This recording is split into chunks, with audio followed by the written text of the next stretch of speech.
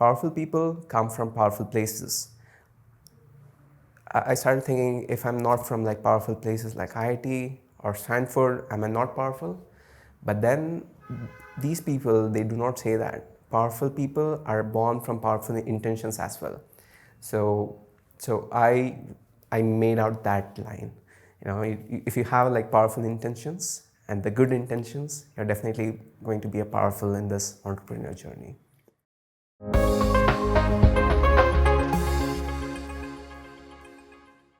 Hey guys, welcome to Backstage with Millionaires. I'm Caleb, your host, and today the guest that we have on the show is Yugendhar.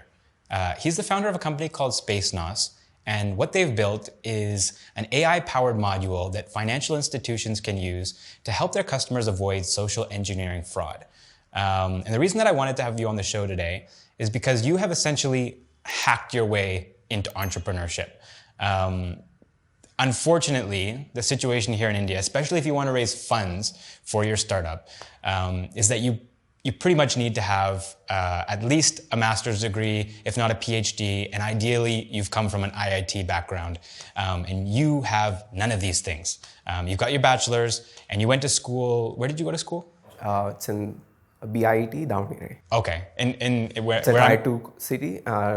Davangere is a Tier 2 city. Okay. Just like 240 kilometers from here. When you talk to investors and you say that you went to that school, have they heard of it before? No, they haven't heard of it. Right, which is a bad thing. Yes. Yeah. So I always keep on getting this question, which university you graduated from, which college you graduated from, and I say BIT, where is it? Davangere? Okay, cool, we'll let you know. So cool, we'll let you know, and then you never hear back from them, right? Yeah. So you were sort of at a disadvantage in this way, right? I mean, there's so many people who are competing. I mean, it shouldn't be the case, right? Because entrepreneurship is just anybody should be able to do it. Right. But at the end of the day, you are definitely at a disadvantage if you haven't gone to an IIT or you don't have a master's, you don't have a PhD. So you're sitting here, and you were working at a job.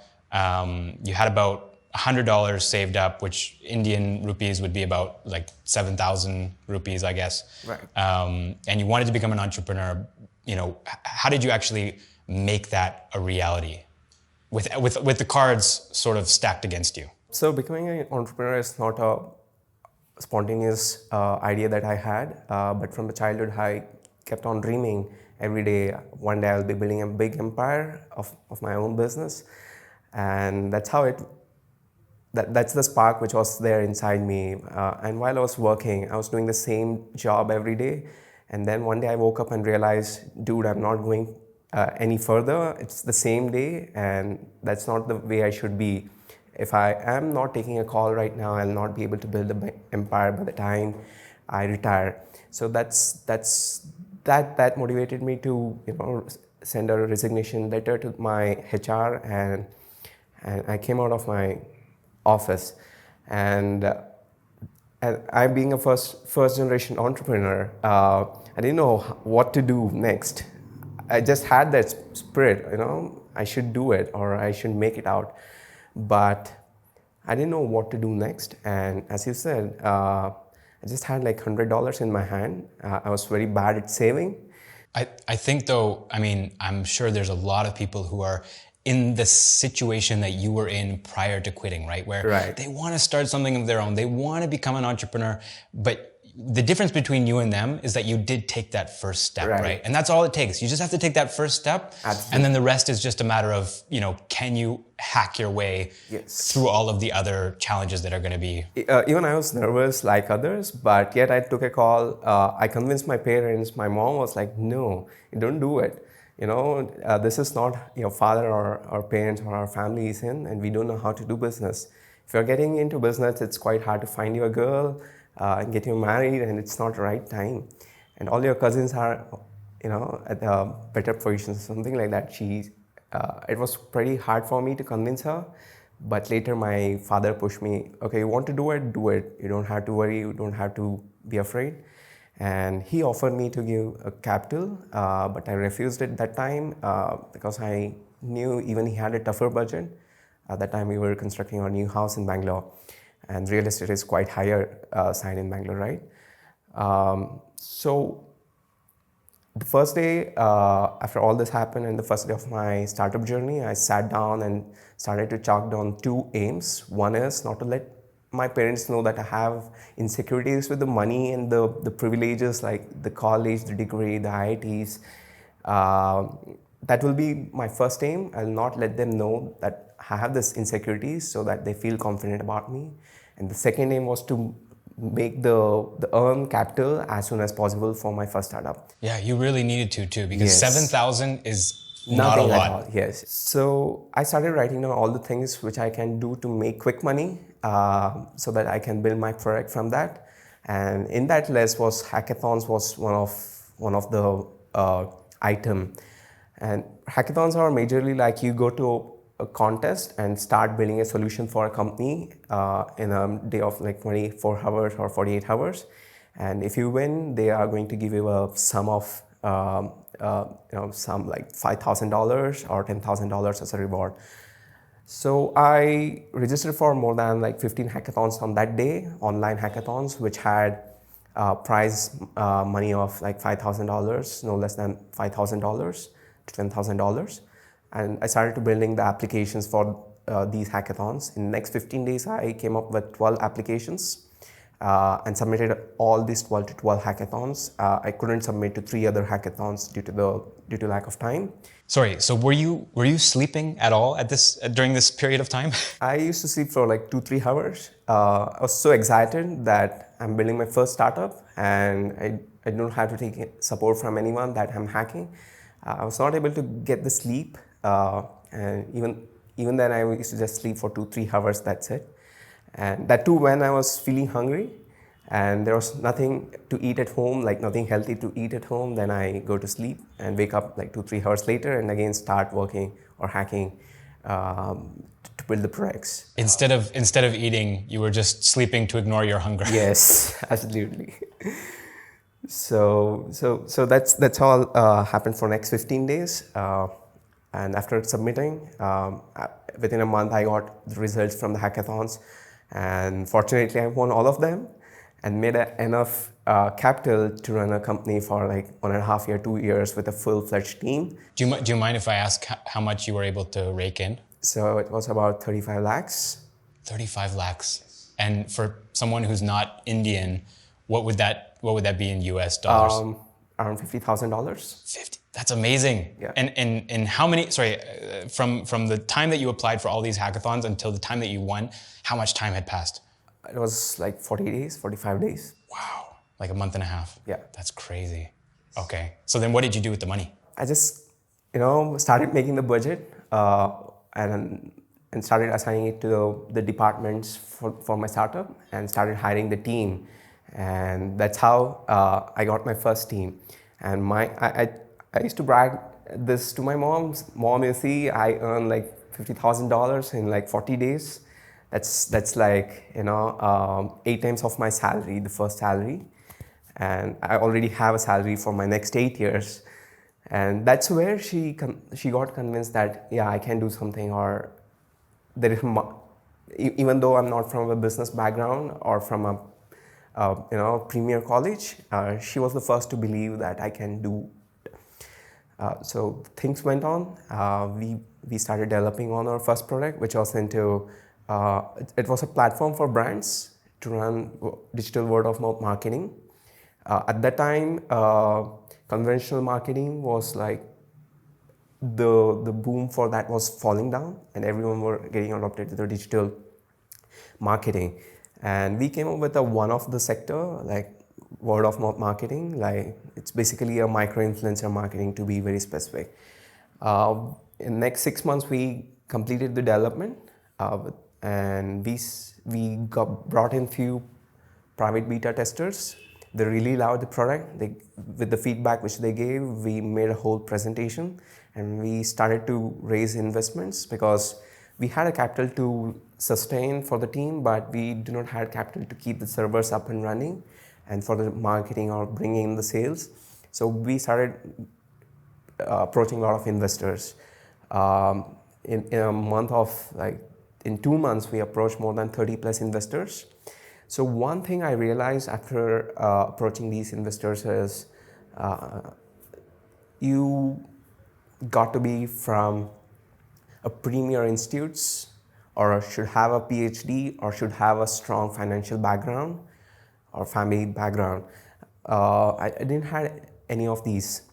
One thing that's always confused me, though, about this ecosystem here in India versus, for example, in the United States. I'm not American, but we hear about Silicon Valley, and it should be about the product, right? It should be about what you've built, not about your family, not about your education.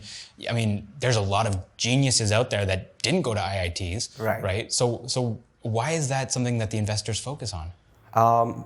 Probably it's a mindset right now here. I mean, if you turn down the newspaper and see every day, there is a startups which are getting funded, and all of them are majorly founded by IITians. Yeah, usually that's in the title. Yes, IITian raised so and so, but it's not about this product raised so and so. It's always about the credentials that these kind of universities have, which others do not have in India. So probably it is changing right now. Maybe another 10-15 years down the line, people will start avoiding that as taking that as a parameter while investing into a product. I hope so. So you weren't successful in raising funds then? Not at all. So every time we go to raise an investment, they ask us the same question: which university you're from, what's your financial background, what's your capital, and the last sentence was, we'll let you know. And I was like pretty much disheartened and came back, and I thought to myself, I have built this product with just $100 in hand. Why cannot I make it a $1 billion business by myself? Raising fund or bringing someone could be possibly change the roadmap of your product. You have to start taking in all the inputs. So we started, doing sales, door-to-door marketing by ourselves. And one day we received a call from one of the investors we pitched to, and he said he wanted to have a discussion. We were like very excited. Oh my God, we are getting money. But when we went to his office and started talking, he gave us an offer to acquire the whole product. So he's an advisor for one of the political agencies, and they are building something similar for the upcoming political campaigns. So he gave us an offer which was like really good enough. Whatever we invested, it was like about 20x times higher than what we had invested. So that time it sounded as a really good deal, but for me it was my first child or my first product, which I dreamt of making it quite big. You wanted to build your empire. Yes, build my empire. But when I came back to my office and explained this to my partners, hey guys, we have this offer, but I'm planning to reject it. But they said, hey, we were already rejected by more than 30 investors, and we do not have enough capital to survive right now. If something goes wrong, we'll not be able to survive. So they convinced me to give it up. And we agreed for the acquisition, and the project went out with them. But one good thing is now I have enough capital, and all the partners had a good money in hand. I didn't have what to do next or what to build next. So I took a break for a few months and went to HackerEarth as a product manager. And then I started, while I was working there, I started to think what to build next. So I came across my friend, like childhood friend. He's a doctor. He works at Kims Hospital, and he said, dude, there's a problem in India. The biggest problem is tuberculosis and cardiovascular diseases. If we could do something with tech and the skills which I have, that would be of a real big use for India. So as I said, I wanted to build an empire. Building an empire is not just making money, but also helping people, the underprivileged people, to live a life that a king is living. So I thought, yeah, that sounds interesting. Let's see how I can solve it through the technology, and came up with a platform called QSense. It's basically a mobile-based screening platform for tuberculosis and cardiovascular diseases. You cough into your mobile phone with this application installed. It can identify whether the cough is a regular cough or a chronic cough or a tuberculosis cough. So we implemented a huge amount of deep learning there. We took samples from more than 1,000 patients, and made a deep learning, and that really worked with the efficiency of like 78%, even though that's quite small, but it worked. We implemented a similar model for cardiovascular diseases. You can utilize your screen camera, mobile camera with the flash, and when there's a mechanism when you put a light through your skin, it will pulsate the way your heart is pumping. So we took those signatures, and tried to identify, can we identify upcoming heart attacks or any myocardial disease or something like that. And we were able to identify myocardial diseases, but we couldn't identify the heart attacks. That was still at a raw stage, but we went on building the platform. And now the team was all set. We built the platform. We had a complete MVP ready. And this time we wanted to work directly with the government. So we, from the first investor who acquired our platform, we requested for a favor to connect us with the leaders of UP and Jharkhand. So these are the two states in India which has highest number of tuberculosis cases every year. And we thought it's a right time or a right place to start from. And he got us an appointment with the Chief Minister of Jharkhand and UP as well. So we went directly to them. We pitched our idea, and he really loved it. And he connected us with the health departments. And when we went on talking with the health departments, they were like very much skeptical about the licenses, the approvals of this model, because it just had 78% of accuracy and not the 99%. So they had a bit hiccups there to approve this model. At the same time, we pitched our idea to YC, and we got shortlisted, and they came to India. While we pitching to them, they said, hey, this is really an awesome idea, but I don't think FDA is going to approve it with 78% of accuracy. And that's where we realized we are not at the right line when it comes to medtech. When it comes to medtech, you have to have accuracy of 99% or more.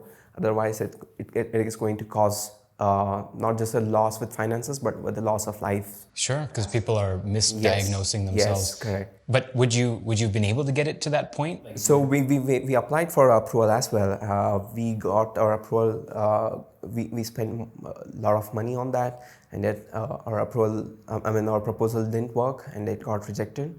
So that's when we realized, let's keep this project on dormant mode right now. And once we make it like really effective or efficient with the further technology that is coming up, we'll make it live again. But for now, let's keep it aside. So that's the bottleneck right now for that particular product, is just the current state of technology in 2019 is not capable of getting that to 99%. Absolutely. So we just put it on dormant, and my partner, who was my childhood friend, he went back to his surgery practice. And I had this one project, side project, which we are currently pursuing. It's a module, AI-powered module, which helps financial institutes or to keep their users safe from social engineering frauds. Social engineering frauds are basically not like a routine, cyber attacks, but they are made through humans itself. Like someone pretending as a banker calls you or sends you a text that, hey, if you're not sharing your CV or card number, we are going to forfeit your bank and all your money will be gone. I've seen a lot of my friends and their parents losing money through these kind of social engineering frauds. So that's where I got this idea and started building a side project since last 2 years. And after we shut down our second startup due to legal issues, I made it, and at that time, everyone were going digital with the finances. I thought that's a right time to bring it to life. I assembled the team. I brought in the team, and we started working on it to make it production ready. And at the same time, I started sending, out of blue emails to the decision makers of financial institutes. And as you know, it's quite hard to get an appointment with them, and that too if you do not know them personally or you're not from a very big institutes, as I said. Same barrier as before. Yes, as before. I do not want it to get rejected this time as well. So at the same time, luckily they were hosting hackathons and they were looking for certain solutions for their routine problems. Like back then, MasterCard was looking for a way to enhance the digital payment adoption in India. And they wanted a solution for that. And ours was a add-on for that. Like the more the number of people are getting adopted to the digital means, the more the amount of social engineering frauds are going to happen. So that's where I identified the link and went to their hackathon. And luckily the jury were from their decision-making team. And I was like, I should win this hackathon anyhow if I want to get an appointment with these decision makers. And started pitching it, made it like really awesome product. And I started pitching it like a Steve Jobs would pitch his new iPad or new MacBook. Did you watch some of the videos of his pitches to kind of draw inspiration? Yes, I took it as an inspiration, and I made my first presentation to MasterCard, and there was a VP of MasterCard in India was there as a jury member, and few of the deputy managers and the product innovation officers were there in the jury team. So they more than the product idea, they really loved the way I presented. And after the presentation, everything was over. They announced the prize, and we won that. Were other people doing presentations like this, or were you guys the only ones? So there were a few other teams who did a good presentation, but a good presentation. Yes. But not a great presentation. Yes. So that got us a spotlight or limelight, and VP called us and we had a quick chat, and we said we want to we are building a startup on this. We want to have you guys on board, or let's as a partners with this. And they really liked it, and he connected us with their product innovation officers, and then we took the whole deal further. So at that point, were they asking you what school did you go to? Were they asking you what family you're from? No, not at all. So that's the way I hacked. I removed the taboo there or misconception through your great presentation skills or your great product idea. Because there he already has seen the great product idea and the great presentation, and now he believes us that we do not need any Stanford degree or IIT degree to get things done. They now are believing that we are capable of doing things. So that's the reason he directly connected us with innovation officer, where we can pitch our whole idea to. So that was one proud moment for me. I wanted to write a story on that and help people who are not from premier colleges to know that they do not need any degree or huge capital or from strong financial background to crack a sale with the corporates. Even right now it's pretty hard to crack a sale with enterprises if you are like a very small entity. But that was the first sale which we did, and then we moved on. There was like Bank of Baroda, Syndicate Bank. We pitched in the same way. There were hackathons conducted by these bankers. We pitched our ideas. They really liked it, and we took the whole deal forward. Right now, I feel like very proud talking with the MDs, the VPs, the CEOs of these banks, and they never take out or ask me which university I'm from. So that gives me a sense of confidence, the proud while cracking the deal. And with the same confidence, I went to government officials in Karnataka and said, hey guys, you need this. That's the way you are going to adopt with the further upcoming digital adaptation. And they said, yeah, we love it. And they immediately wrote down a purchase orders. And that was like every time I used to go to sale, it was like one entity, but here it's a whole government which has like 400 centers. So that's a big deal for us. So that's how it went. Like first startup was a success, But not for me. I was not completely satisfied because I had to let it go due to financial constraints. The second startup, I really love the second startup because it is going to change the life of like 100 million people in India. Save the lives. Yes, and help them to, not just them, but their families keep safe, keep themselves safe from these deadly diseases. And unfortunately, due to technology constraints, we couldn't take it further at the moment. So we had to put it on dormant. And the third startup right now, this is going to create an impact as well. Social engineering for everyone is, my mom, my dad, who are not tech savvy, might be, victim of the social engineering frauds. So what do they think now about your journey as an entrepreneur? Because they were apprehensive at first, right? Right. Right now, they are like pretty much confident that I'm going to do something big and build the empire that I dreamt of. And my mom is like super happy with the work which I'm doing right now. So that gives me a sense of completeness and allows me to focus on my entrepreneurial journey. As I said in the beginning, my first aim was to not to let my insecurities to be shown to my parents because they'll feel bad, they'll feel depressed. But now that's gone. Now the major motto for me, or my aim, is to build the empire which I dreamt of. So yeah, that's what I'm working right now. And not the major intention for me is to not build $1 billion empire, but it's about 1 billion people empire.